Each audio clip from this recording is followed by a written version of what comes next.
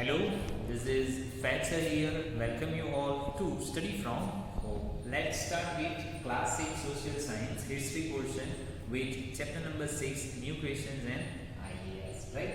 So we will start with our point monasteries. Right. So already like many of the chapters previous I have talked about the monasteries, right? A religious retreat you can say, or places where monks and nuns live, right? Whenever they were preaching their religious teaching. Now, to begin with, both Jaina and Buddhist monks went from place to place throughout the year teaching people. जैसा कि मैंने अभी बोला that के जब यहाँ पे हमने जैना और बुद्धिस्ट की बात की थी, दैट के वो लोग क्या करते थे, एक जगह से दूसरी जगह पे जाते थे और उनके जो रिलीजन में जो जो चीज़ें हैं जो लोगों को क्या करनी है, सिखानी है, बतलानी है और किस तरीके से लोगों को अपनी लाइफ स्टाइल को क्या करना है, जीना है या फिर लाइफ स्टाइल को स्पेंड करना है, तो वो चीज़ जब वो जाते थे तो प्लेस टू प्लेस जाते थे और ये पूरे ईयर का ये यानी एक कंटिन्यूस प्रोसेस होती थी, right? The only time they stayed in one place was during the rainy season. But obvious सी बात है that के suppose कि आप भी घर से निकल गए हो, right? कहीं लॉन्ग टूर पे चल के जा रहे हो, then होगा क्या that कि जब आप चल के जा रहे हो, समर है, विंटर है, तो कुछ इतनी प्रॉब्लम होने वाली नहीं है, राइट? कि आप यानी हो सकता है कि विंटर के लिए भी जो यानी जो वार्म क्लोथ्स होते हैं, वार्मर क्लोथ्स होते हैं, वार्मर वेयर होते हैं, राइट? वो आप अपने साथ लेके चलते हो, राइट? अगर समर भी है देन कोई इश्यू नहीं है, आपको गर्मी लगती है तो उसका भी यानी आप एक तरीके से कॉटन जो क्लोथ्स होते हैं, राइट? जिसमें जो गर्मी है वो कम लगती है, ऐसा आप लेके चलते हो। बट व्हाट जब रेनी सीजन होती है तो क्या होगा, राइट? कि रेनी सीजन में चलो हम ये मान लेते हैं that you have carry along with you a rain coat, right? लेकिन जब सोने की बात आती है, जब कहीं पे ठहरने की बात आती है, तो आप कहाँ पे बैठेंगे, कहाँ पे सोएंगे, राइट? ये क्वेश्चन हमेशा अराइज रहता है। So the reason why, right? पुराने ज़माने में कि जब ऐसे मॉन्क्स एंड नन्स जब अपनी टीचिंग्स को क्या करते थे, लोगों तक फैलाने के लिए जब निकलते थे, तो रास्ते में उनके जो सपोर्टर्स होते, राइट, वो उनके लिए कहीं ना कहीं पे क्या बना लेते थे, मोनास्टरीज बना लेते थे। मीन्स उनके रहने उठने बैठने के लिए एज वेल एज मेडिटेशन करने के लिए एक जगह होती कि जहाँ पे वो क्या करते थे, एक तरीके से आराम भी करते थे और आराम के साथ साथ मेडिटेशन भी करते थे। Understand? So the only time they stayed in one place was during the rainy season. यानी रेनी सीजन एक ऐसी सीजन होती है कि जहाँ पे फिर मूवमेंट करना यानी एक जगह से दूसरी जगह पे जाना वो इतना आसान नहीं होता था। और यहाँ पे nowadays हमारे लिए इजी है because that we have all the medium of transportation. All the medium of transportation, so we can go wherever we want to go, right? With no time or within the no time, I can say, right? लेकिन जब यहाँ पे बात कर रहे at that time they were not they haven't vehicles like nowadays we have, right? Aeroplane, helicopters, boats and some cars, I can say, right? So ऐसा कुछ उनके पास था नहीं, वो चल के जाते थे। और अभी भी जितने भी लोग जैना और बुद्ध उनकी क्या कर रहे हैं, एक तरीके से जो अभी भी यानी टीच कर रहे हैं, तो काफ़ी यानी जैन में तो ऐसा माना ही जा रहा है कि वो अभी भी क्या करके जाते हैं, चल के ही जाते हैं। बट हाँ, अभी यानी एक चीज़ उनके अंदर भी देखने को मिलती है दैट कि जो यानी एजेड पर्सन होते हैं जो चल नहीं पाते हैं, तो उनके पास क्या होती है, एक साइकिल होती है जिसे हम व्हील चेयर के नाम से भी जानते हैं। सो व्हील चेयर टाइप एक साइकिल होती है जिसके ऊपर बैठ के जो एजेड यानी जो मुनि होते हैं, राइट, वो उसके ऊपर बैठते हैं। उनके जो सर्वेंट होते हैं या फिर उनके जो फॉलोअर्स होते हैं, जो उनके सपोर्टर होते हैं, वो उनको लेके चलते हैं, right? So when it was very difficult to travel, और रेनी सीजन में क्या हो जाता था, बहुत मुश्किल हो जाता था, as I have told, right, that कि उस टाइम में इतना आसान नहीं होता था because the rocky paths, right, यानी जो रास्ते होते थे वो रॉकी पैड्स होते थे। नावडेज जैसे नेशनल हाईवे हमारे पास है, जो एक्सप्रेस वे है, वैसे जो रास्ते हैं वो उस टाइम में होते नहीं थे। और ज़्यादा से ज़्यादा जो एरिया होता वो कैसा होता था, यानी एक तरीके से फॉरेस्टेड एरियाज ही होता था, राइट? एंड समहाउ यानी वाटर में हो सकता है, यानी जब रेनी सीजन होती है काफ़ी सारे ऐसे जो मैमल्स है या फिर ऐसे जो एनिमल्स है, राइट, वो क्या हो जाते हैं, निकलते हैं, right. Then such time, right, it is difficult for them, or it was difficult for them to travel from one place to another. So it is compulsory for them to stay at one particular place, and that place, right, the supporter of such persons, right, such monks and nuns or Jain or Buddhists, they were prepared monastery for such people.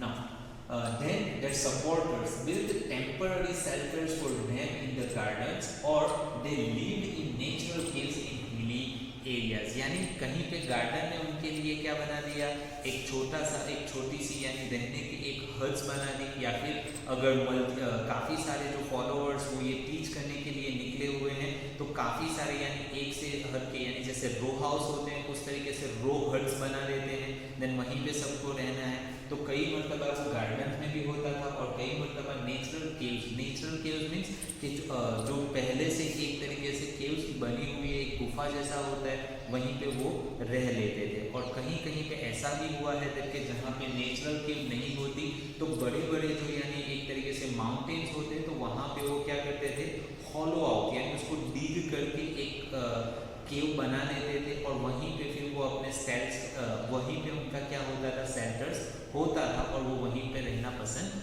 करते थे. सो many supporters of the monks and nuns, and they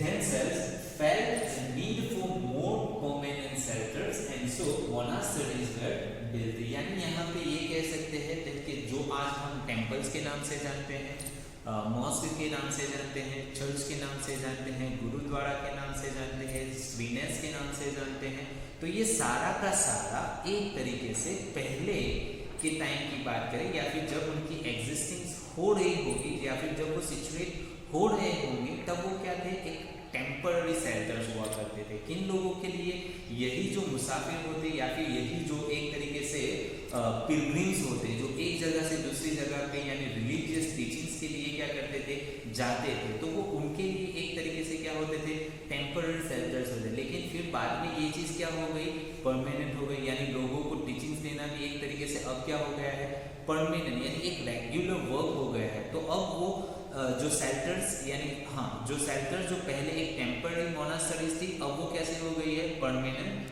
हो गई है. सो ये मोनास्टरी को समझने के लिए आप ये भी कह सकते हो कि जितनी भी जो रिलीजियस बिल्डिंग्स है जैसे कि टेम्पल्स है, मॉस्क है, श्रीनेस है, गुरुद्वारा है, चर्च है, तो ये सारा का सारा it is the form of मोनास्टरीज.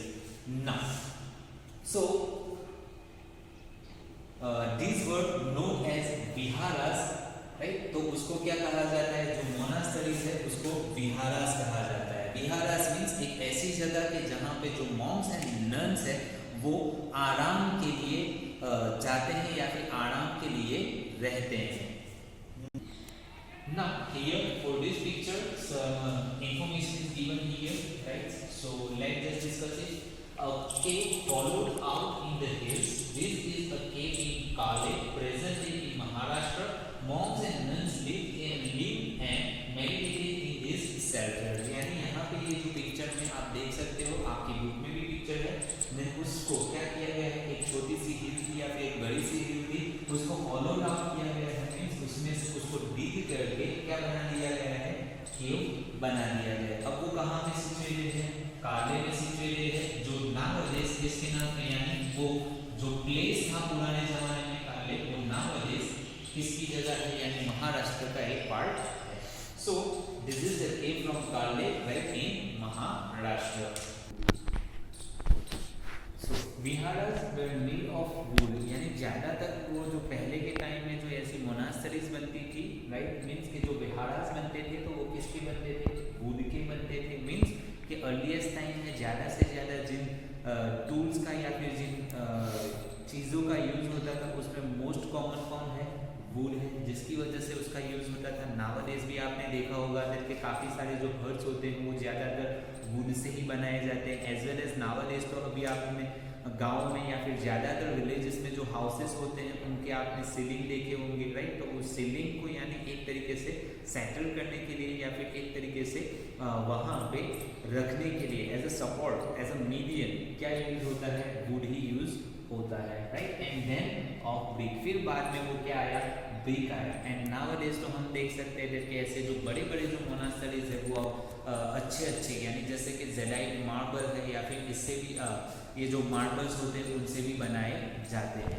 Some were even in caves that were dug out in hills, और जो पुराने ज़माने में कुछ ऐसी मोनास्टरीज होती तो उसको यानी कहाँ से एक तरीके से जो हिल्स होते उस हिल्स में से क्या बना दी जाती थी, गुफा बना दी जाती थी, right. Specially in western India, ज़्यादातर वो वेस्टर्न इंडिया में पाया जाता है। हम ऐसा भी कह सकते हैं कि एट दैट पार्ट यानी ज़्यादातर क्या होते थे, हिल्स या फिर माउंटेन्स होते हैं जिसकी वजह से वहाँ पे केव्स बनाई जाती थी, राइट ना।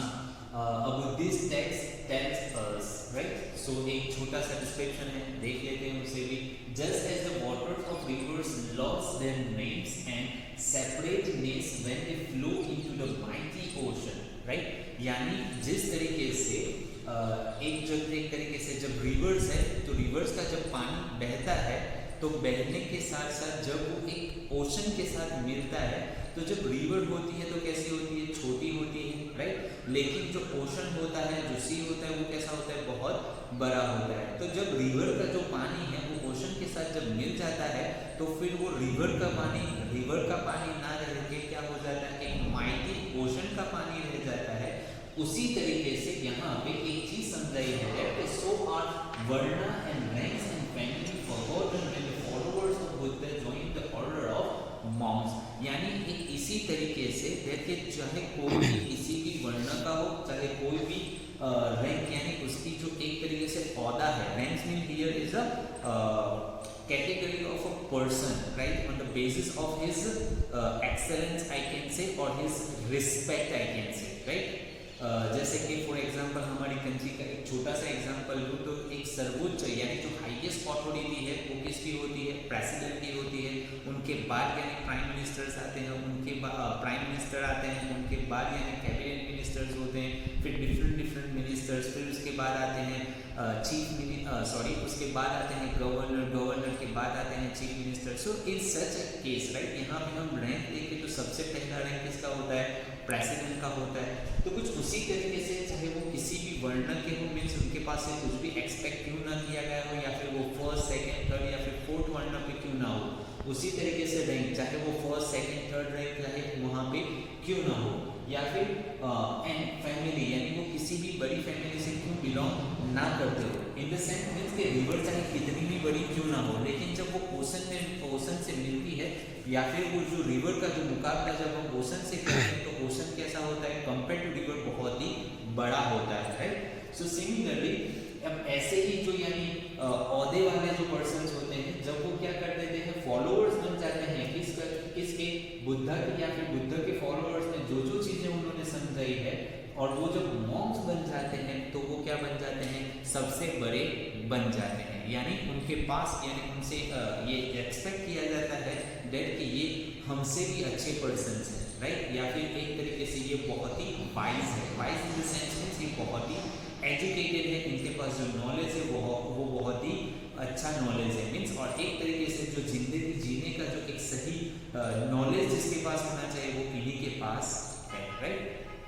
Now, very often the land on which the vihara was built was donated by a rich merchant or a land owner, यानी वो विहारा जैसा कि मैंने आगे भी बात की कि ज़्यादा से ज़्यादा जो विहारा मीन्स जो मोनास्टरीज बनाई जाती थी तो वो जो एक जगह से दूसरी जगह पे जाने वाले होंगे तो वो ऐसे इतने यानी रिच तो नहीं होंगे कि जिस जगह पे जाएंगे उनके नाम की अपनी खुद की क्या होगी, लैंड होगी, राइट। तो होगा क्या कि जिस पर्टिकुलर प्लेस पे वो जाएंगे वहाँ पे उनको जो फॉलो करने वाले होंगे या फिर उनके जो रिलीजन में जो मानने वाले होंगे जो किसी न किसी एक्सक्यूज के चलते या फिर किसी न किसी रीजन के चलते वो क्या नहीं करते होंगे, जैन या फिर बुद्ध रिलीजन को फॉलो नहीं कर पा रहे होंगे, या फिर वो एक तरीके से होम को लिव नहीं कर पा रहे होंगे, तो वो क्या करते हैं कि अपना जो सेक्रीफाइस है कुछ इस तरीके से देते थे कि उनके पास जो लैंड होती है तो वो क्या कर देते हैं, ऐसे लोगों को डोनेट कर देते थे कि आपको मैं डोनेट मीन्स एक तरीके से वो सपोर्टर होते, तो ज़्यादा से ज़्यादा वो डोनेट करते थे तो कौन होते थे, रिच मर्चेंट होते, यानी जिनके पास पैसे ज़्यादा होते थे, और अ लैंड ऑनर, राइट, यानी जो लैंड ऑनर होता है वो डेफिनेटली कैसा होता है, वेल्दी पर्सन होता है, और द किंग। तो यहाँ पे आप देखो कि जो मर्चेंट है, लैंड ऑनर है और जो किंग है, तो वो पुराने टाइम की बात करें तो क्या होते होंगे, बहुत ही वेल्दी पर्सन होते होंगे जो इन सब लोगों को क्या करते थे, सपोर्ट करते थे। सो मर्चेंट भी थे जो जैन और बुद्ध को फॉलो करते थे, और कुछ किंग भी ऐसे थे जिनकी यानी जो श्रद्धा है, जिनकी जो बिलीफ है वो किस में होती होगी, बुद्ध और जैन में होती होगी। मीन्स के कुछ किंग ऐसे थे जो जैन को फॉलो करते थे, कुछ किंग ऐसे थे जो बुद्ध को भी फॉलो करते थे। Now, the local people came with gifts of food, clothing and medicines for the monks and nuns. और जो local people होते, right, तो वो उनके लिए क्या लेके आते थे, gifts means हदिया लेके आते, as and gifts of food, खाना लेके आते, clothing कई मर्तबा यानी वो उनके लिए cloth लेके आते, medicines लेके आते, right, किन के लिए, monks and nuns के लिए। तो यहाँ पे एक यानी एक तरीके से मैं जमात का एग्जाम्पल देना चाहूँ। सो यहाँ पे यानी मैं एक तरीके से जमात का एग्जांपल देना चाहूँगा that you all are may be familiar with that कि जो एक जगह से दूसरी जगह पे जो यानी जमात जाती है, यानी जब लोगों को यानी अच्छे भले का या फिर एक रिलीजियस टीचिंग्स के लिए वो जब एक जगह से दूसरी जगह पे जाते हैं तो वहाँ पे कुछ लोग होते हैं जो उनके लिए यानी खाने पीने का कई मर्तबा क्या कर लेते हैं, इंतजाम कर देते हैं, यानी वो एक तरीके से दावत रख देते हैं कि आज का यानी नून का जो यानी लंच आएगा वो हमारी तरफ से आएगा और रात का जो डिनर है वो हमारी तरफ से आएगा। तो एक तरीके से जो नेटिव पर्सन होते हैं तो कहीं ना कहीं उनकी हेल्प के लिए वो एक तरीके से क्या करते हैं, ऐसी फैसिलिटी प्रोवाइड करते हैं। So in return they taught people, right, और जब यानी वो जो इस तरीके से लेके आते हैं गिफ्ट्स तो बदले में उनको क्या मिलता है, तो बदले में उनको वो टीचिंग्स मिलती है। देन एक तरीके से वो एक दूसरे के साथ क्या हो जाते हैं, फैमिलियर हो जाते हैं। तो फैमिलियर होने के साथ साथ वो काफ़ी सारी चीज़ें जो उनको सिखानी होती है, उनको बतलानी होती है, तो बहुत ही अच्छी तरीके से एक दूसरे को क्या करते हैं, सिखाते हैं, समझाते हैं। Over the centuries, Buddhism spread to many parts of the subcontinent and beyond. You will learn more about this in chapter number 9. यानी centuries यानी सदियों से जैसे जैसे यानी टाइम पीरियड चलता गया, यानी सदियाँ गुजरती गई, सेंचुरीज गुजरती गई, तो जो बुद्धिज्म है वो काफ़ी दूर दूर तक फैला हुआ है और सब कंटिनेंट यानी इंडिया और इंडिया के जो आसपास के जितने भी एरियाज है वहाँ पे भी काफ़ी फैला हुआ है। Now, we'll start with the system of ashram, right? तो ये जो आश्रम है तो यहाँ पे वो आश्रम की बात नहीं कर रहा हूँ जो हमने 5th स्टैंडर्ड में बात की थी, गांधी जी के आश्रम यानी साबरमती के आश्रम की जब हमने बात की थी। तो यहाँ पे जो आश्रम है it is a form of life, right, यानी एक तरीके से जो चीज़ है यानी जैनिज्म में यानी जो बतलाई गई है कि पर्सन को किस तरीके से लाइफ को स्पेंड करना है, तो उसका यानी एक तरीके से लाइफ यानी इंसान की जो ज़िंदगी है वो कैसी होती है, दैट कि वो बेबी होता है, बेबी के बाद टॉडलर बनता है, फिर वो कीड बनता है, कीड के बाद यानी यंग होता है, यंग के बाद वो क्या होता है, मिडल एज में आ जाता है, और मिडल एज के बाद यानी वो क्या हो जाता है, ओल्ड हो जाता है। तो इट्स अ पार्ट ऑफ यानी वो जो लाइफ सर्कल है ना, तो उस लाइफ सर्कल को इन्होंने क्या किया है कि एज के अकॉर्डिंग एक तरीके से 4 पार्ट में क्या किया गया है, डिवाइड किया गया है। तो लाइफ का यानी ये जो 4th पार्ट है ना, उसको कौन से उसे किसके नाम से समझाया गया है, आश्रम के नाम से समझाया गया है। Then let me see.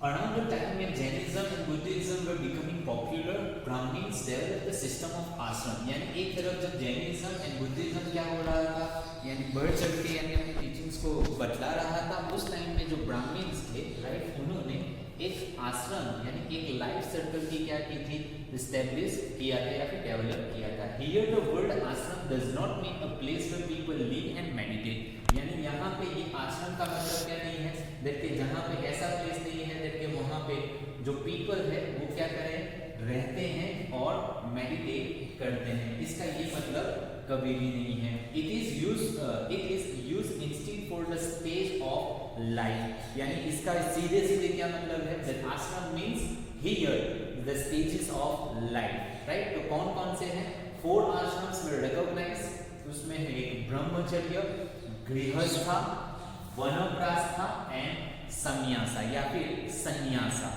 Right. तो ये जो 4 है, यानी एक पर्सन की लाइफ में ऐसे 4 स्टेज होते हैं, राइट। तो ये आपको याद रखना है that how many ashrams are there, right, और how many stages of life that were mentioned by the Brahmi, right, और developed by the Brahmi.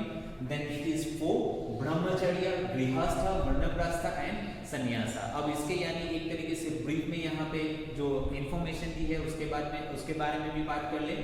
Brahmi, Kshatriya and Vysya men were expected to lead simple lives and study the Vedas during the early years of their life। यहाँ पे एक चीज mark करना कि यहाँ पे शूद्रस की बात हुई नहीं है, राइट। तो जो ब्राह्मीज है, जो क्षत्रिय है, वैश्य है, तो उनकी जो यानी अर्ली लाइफ होती है उसमें क्या करना है, उनको स्टडी करनी है। क्या स्टडी करनी है, वेदास मीन्स कि उनके जो रिलीजियस टीचिंग्स है, राइट, उसको क्या करना है, उनको स्टडी करना है, जिसको क्या बताया गया है, ब्रह्मचर्य। मीन्स एक स्टेज हो गया दैट की जो अर्ली एज होती है उन्हें उनमें क्या करना है, ब्रह्मचर्य का पालन करना है। दैट मीन्स कि उनको स्टडी करनी है, वेद को पढ़ना है, नॉलेज लेना है, एजुकेट अपनी सेल्फ को करना है। मीन्स उस एज में वो क्या नहीं कर सकते, मैरिज कर सकते नहीं है, right. That is the stage of life, that is ब्रह्मचर्य। मीन्स कि वहां पे उनको क्या रहना है, मैरिज करना नहीं है, और मैरिज के अलावा उनको एजुकेट करना है अपनी सेल्फ को। Then they had to marry and live as householder। फिर उसके बाद उनको क्या करना है, मैरिज करना है, और मैरिज करके हाउस होल्डर्स में अपने घर बार को संभालना है। तो उसे क्या कहा जाता है, गृहस्था। तो यहाँ पे गृह मीन्स गुरु घर, right. Now then they had to live in the forest and meditate, यानी घर को संभाल लिया। फिर ये जो स्टेजेस है, उस स्टेजेस के बाद एक आता है vanaprastha. Van means forest, right. तो वहां पे उनका अपना जो स्थान है वो वहां पे जाना है, लेके जाना है, और फिर वहां पे क्या करना है, मेडिटेट करना है, राइट। मीन्स एक तरीके से वर्शिप के लिए जाना है। After that, finally they had to give up everything and become सन्यासी और सन्यासी, यानी उन्होंने अपनी सेल्फ को एजुकेट कर लिया। एजुकेट करने के बाद उनकी जो डिजायर थी, राइट, वो डिजायर को क्या कर लिया, फुलफिल कर लिया। मीन्स मैरिज कर लिए। मैरिज करने के बाद अपनी वाइफ को संभाला, अपने बच्चों को संभाला, उनको यानी बड़ा कर लिया। फिर उनके बाद उनको क्या करना है, वन में चले जाना है, मेडिटेट करना है। मीन्स कि अब उनके जो बच्चे हैं, बीवी है, वो सेटल हो गए हैं, तो फिर उनको एक एज के बाद कहाँ पे चले जाना है, मेडिटेट करने के लिए चले जाना है। अब चले जाएंगे, फिर उनके बाद एक एज ऐसी हो जाएगी जबकि उनके लिए ये सारा का सारा क्या नहीं रखता है, इंपॉर्टेंस रखता नहीं है। उनको फिर सब संसार सब कुछ छोड़ छाड़ के कहाँ पे चले जाना है, यानी वो जिस भी गॉड में बिलीव करते हैं उनको क्या हो जाना है, उनकी वर्शिप में लग जाना है। घर बार को छोड़ना है, सिर्फ उनकी भक्ति में लग जाना है। It's a fourth part. The system of ashrams allowed men to spend some part of their lives in meditation. Generally, women were not allowed to study the Vedas and they had to follow the ashram chosen by their husband. यानी यहाँ पे क्या है कि जो system of आश्रम है, जो मैन को क्या करती है, ये हक देती है, ये अधिकार देती है कि वो अपनी लाइफ का काफी सारा हिस्सा वनप्रस्था वो क्या करे, मेडिटेशन में गुजारे, एज वेल एज सन्यासी मीन्स कि वो क्या बन जाए, वो एक पूरा का पूरा जो हिस्सा है वो एजुकेशन ले, या फिर अपनी यानी सेल्फ को स्पिरिचुअल बना दे। एंड आफ्टर दैट जो वुमन थी उनको ये चीज करनी अलाउ नहीं थी। दैट मीन्स कि वो क्या करेंगे, अगर मैन ने यानी उनके हस्बैंड ने क्या दी है, इजाजत दी है, राइट, या फिर उनके हस्बैंड ने उनको ये इजाजत दी है कि आप भी हमारे साथ क्या कर सकते हो, मेडिटेट कर सकते हो, तो वो उनके साथ जा सकते हैं। अगर इजाजत नहीं है तो जो आश्रम यानी इन चारों में से जो उनके हस्बैंड ने उनके लिए क्या किया है, सिलेक्ट किया है, तो वो लाइफ कौन दे सकते हैं, उनकी जो वाइफ होती है वो स्पेंड कर सकती है, right. So on the basis of it, in what ways the system of ashram different from the life of the sangha, what are the varna mentioned here, where all four varnas allowed to, where all four varnas allowed to participate in the system of ashram. तो already हमने बात की है, right, तो उसका answer मैं देता चलता हूँ, right. In what ways was the system of ashram different, यानी संगा की लाइन में क्या था कि अगर किसी को जिंदगी का सही मकसद पता करना है तो उनको क्या कर लेना है, जो घर बार सब छोड़ के चला जाना है. लेकिन यहाँ पे ऐसा कुछ नहीं है. अर्ली स्टेजेस में क्या किया है, डर के उनको एजुकेट भी लेना है, यानी एजुकेशन भी लेना है. एजुकेशन के बाद यानी उनकी जो डिजायर्स है उस डिजायर को भी क्या करना है, फुलफिल करना है. सो ये कॉन्टेक्स्ट में क्या है, वो उसके यानी compare to sangha and compare to ashram दोनों डिफरेंट है. What are the varnas mention here, right. यहाँ पे जो वर्णा मेंशन किए हैं वो कौन कौन से हैं, ब्राह्मण मेंशन किया है, क्षत्रिय मेंशन किया है एंड वैश्य मेंशन किया है. जो मैंने पहले ही आपको बता दिया है कि शूद्र को मेंशन किया नहीं है, right. Where all varnas allowed to participate in the system of ashram, then definitely Shudra को मेंशन किया नहीं है, तो Shudras were not allowed to participate in the system of ashram, right. So now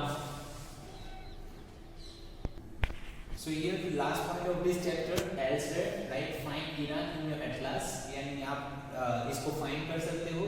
जोरोस्टर was an Iranian profit, यानी ये जो जोरोस्टर है जिनका नाम यहाँ पे दिया गया है वो कौन थे, इरानियन प्रॉफिट थे. यानी जो इरानियन पीपल है वो जोरोस्टर को मानने वाले थे और उनको क्या करते थे, फॉलो करते थे. His teachings are contained in a book called the Avesta, right. तो जैसे कि डिफरेंट रिलीजन के लिए डिफरेंट रिलीजियस बुक है, तो उसी तरीके से ये जो जोरोस्टर्स और उनकी जो टीचिंग्स है, यानी जो जोरोस्टर को फॉलो करने वाले हैं तो उनके जो फॉलोअर्स है तो उनको किस तरीके से लाइफ को क्या करना है, स्पेंड करना है. और वो जो सारी जो टीचिंग्स है वो उनको कहाँ से मिलती है, अवेस्ता से मिलती है. So here you can be asked a question that what is the spiritual book or religious or a holy book of Zoroastrianism, then it is a Avesta. The language of the Avesta and the practices described in it are very similar to those of Vedas. यानी जिस तरीके से हमने वेदास की बात की है तो जो अवेस्ता में द प्रैक्टिस यानी जो टीचिंग्स यानी जो अवेस्ता में बतलाई गई है तो ऑलमोस्ट के जो वेदास की हमने बात की है, राइट, ऋग्वेदा, यजुर्वेदा, सामवेदा एंड अथर्ववेदा. तो यहाँ पे वेदास है तो ज्यादातर जो उनकी जो टीचिंग्स है तो उसी से क्या होती है, कंपेयर यानी एक तरीके से सिमिलर है. The basic teachings of Zoroaster are contained in the magazine, यानी जो बेसिक टीचिंग्स है उसमें जोरोस्टर का यानी जो मेन है वो क्या है, मैगजीन, जिसका मतलब है गुड थॉट्स, यानी उसका यानी एक तरीके से अच्छी नीयत, गुड वर्ड्स, अच्छा बोलना, गुड डीड्स यानी अच्छा काम करना. सो यहाँ पे एक सिंपल यानी कॉमन पॉइंट या फिर कॉमन सेंस की बात करूंगा तो वो ये होगी कि किसी भी रिलीजन की किसी भी बुक में ऐसा नहीं लिखा हुआ है जबकि हमें बुरे काम करना है, बुरी तरीके से रहना है और बुरा सलूक करना है. So each and every religious teachings almost are, हम ये कह सकते हैं कि हमें यही बतलाते हैं कि अच्छा काम करना है, अच्छा सोचना है और लोगों को भी हमें फायदा पहुंचाते रहना है. So here is a words from the Jain Avesta. तो ये जो वर्ड है वो कहाँ से लिए हैं, जैन अवेस्ता में से लिए हुए हैं. सॉरी वर्सेस है जो यहाँ पे है, right. Lord grant strength and the rule of truth and good thinking by means of which one shall create peace and tranquility, right. तो यहाँ पे ये है that के लॉर्ड मीन्स के वो जिस ऑलमाइटी जिस अल्लाह में यानी क्या करते हैं, बिलीव करते हैं, तो वो क्या कर रहे हैं, उनके पास ये ताकत मांगते हैं, ये स्ट्रेंथ मांगते हैं कि हमें क्या कर दो, रूल ऑफ ट्रूथ यानी हमें सच्चाई की क्या दो, ताकत दो, हमें यानी जो रूल ऑफ गुड थिंकिंग यानी हमें एक सही थिंकिंग की क्या दो, एबिलिटी दो, बाय मींस ऑफ विच के जिसके चलते हम क्या कर सकते, हमारे इनर सेल्फ में एक तरीके से पीस ला सके, सुकून ला सके एंड ट्रैंक्विलिटी यानी हमारी जो जिंदगी है वो बहुत ही अच्छी तरीके से स्पेंड हो. For more than 1,000 years, Zoroastrianism was a major religion in Iran. यानी ये जो religion है Zoroastrianism, right? It was a major religion in Iran. So, which was the major religion in Iran? Then this is the major religion in Iran. Later, some Zoroastrians migrated means they were moved from Iran and settled in different parts of the world. So वो migrate होके कहाँ पे आए थे? Settled down in the coastal towns of Gujarat and Maharashtra. तो ज्यादा से ज्यादा ये लोग क्या होके माइग्रेट होके कहाँ पे आए थे? Coastal towns. Coastal towns means कि जो समुद्र तट यानी जो ओशन से जुड़े हुए या फिर जो सी से जुड़े हुए जो इलाके हैं, राइट, वहाँ पे उन्होंने अपना क्या किया था? अपने जो फूट है वो वहाँ पे सेटल किए थे और अर्ली लाइफ में वो वहाँ पे सिचुएटेड हुए थे. फिर वो फिर वो वहाँ से डेवलप्ड होते गए, यानी उनकी जो एक तरीके से कम्युनिटी है वो धीरे धीरे डिफरेंट प्लेसेस पे स्प्रेड होती गई. Coastal towns of Gujarat and Maharashtra, they were the ancestors of today's Parsi, यानी जिनको आज हम पारसी के नाम से जानते हैं, उनके जो एंसेस्टर्स है वो कौन थे? जोरोस्ट्रियनिज्म थे या फिर थे, यानी एक तरीके से ये जो पारसीज है वो किसकी यानी किसके फॉलोअर्स है? जोरोस्टर के फॉलोअर है, राइट. सो यहाँ पे एक चीज़ है, सो साथ साथ में मेंशन करते चलूँ दैट के महाराष्ट्र एंड गुजरात, तो गुजरात में अभी यानी जो जहाँ पे हमारी स्कूल है, तो हमारी स्कूल के ही नज़दीक काफ़ी सारे इवन कि बड़ी बड़ी कॉलोनी है जो किसकी हुआ करती थी? पारसीज की हुआ करती थी, right. So that's all for today, right? So thank you very much and have a nice